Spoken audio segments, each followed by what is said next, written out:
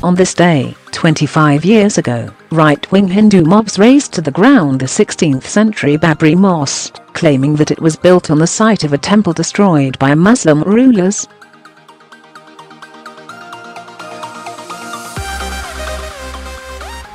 The BBC's former India correspondent, Tully, traces the rise of the ruling Hindu nationalist Bharatiya Janata Party, BJP, since that event.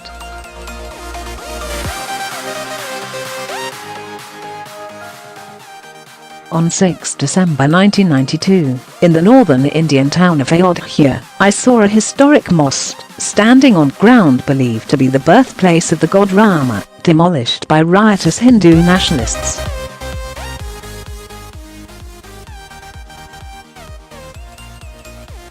It was the culmination of a 6-year campaign spearheaded by the BJP to destroy the mosque and replace it with a temple.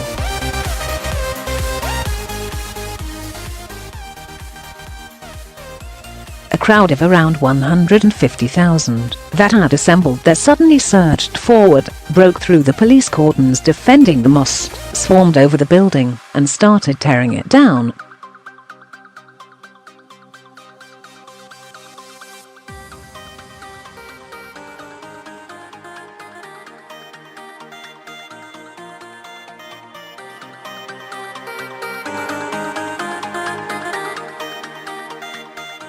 Political scientist Zoya Hasan has called the demolition of the mosque the most blatant act of defiance of law in modern India.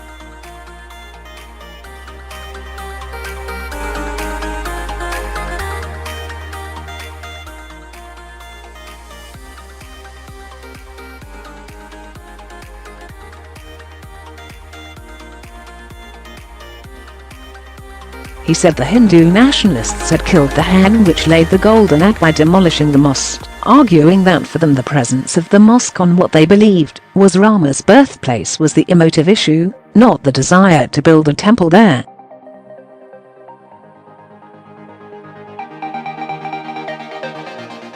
He maintained that the fervor of the Ram Temple movement would decline now that the mosque was no longer there.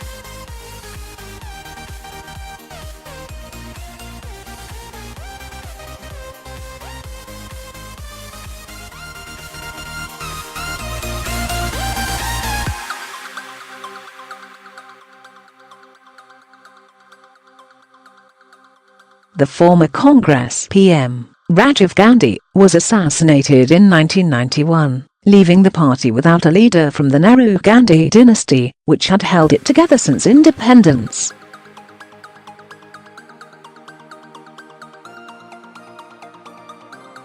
The only possible candidate, Rajiv's apolitical, Italian-born widow, Sonia, refused to become involved in politics.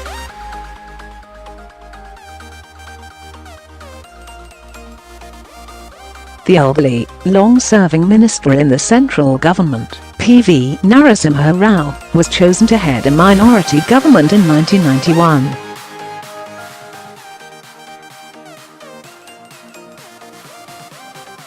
His failure to protect the mosque was used by his rivals to undermine him by alleging that he was a Hindu nationalist rather than a secular congressman, and the party was divided and in disarray when the time came to fight the 1996 election.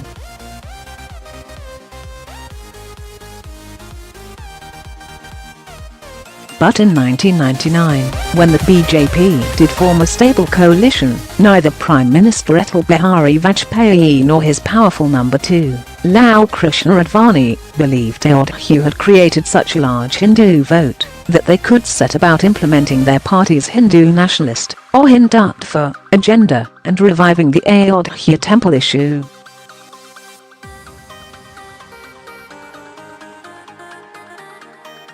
They believed that BJP still needed to be centrist, rather than a right-wing nationalist party, if their coalition was to hold together and get enough support from diverse sections of the population to win the next election.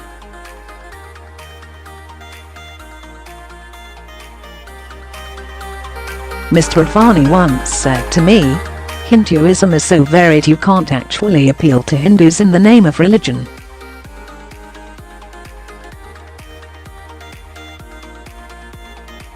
Quote, many in the BJP believe the party would not have lost the 2004 election if they had consolidated Hindu votes under the Hindu nationalism banner.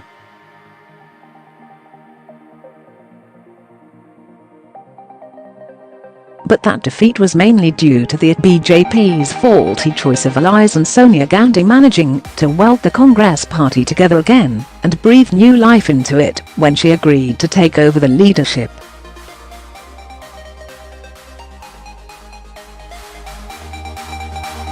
Under her, Congress governed for 10 years. Perhaps the Ayodhya incident, significant though it was, didn't create a Hindu vote that changed the political landscape of India.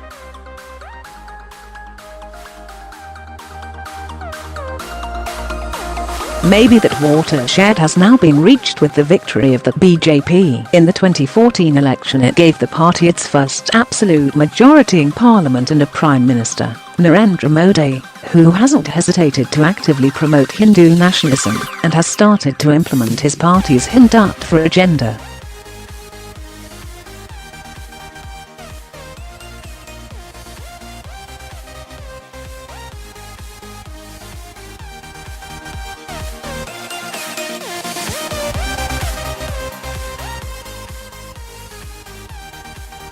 Although Mr. Modi constantly proclaims his aim is to develop India for all Indians, Muslims are barely represented in BJP governments in the centre and in the states.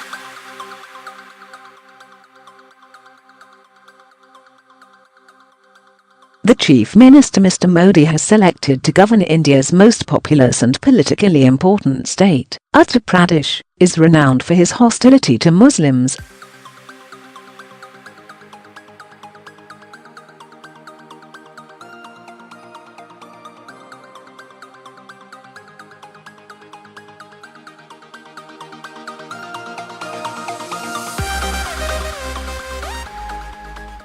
The success of that campaign owes a lot to the fact that the Congress was back in disarray.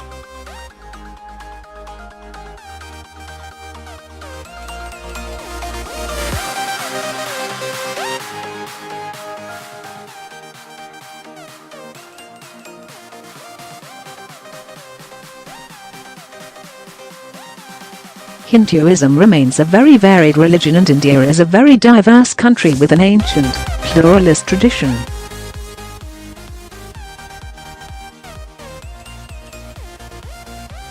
So it's still not clear in my mind that Mr. Modi will reach, or even intends to reach, the watershed, which would mark the end of secular India and the creation of a Hindu nation.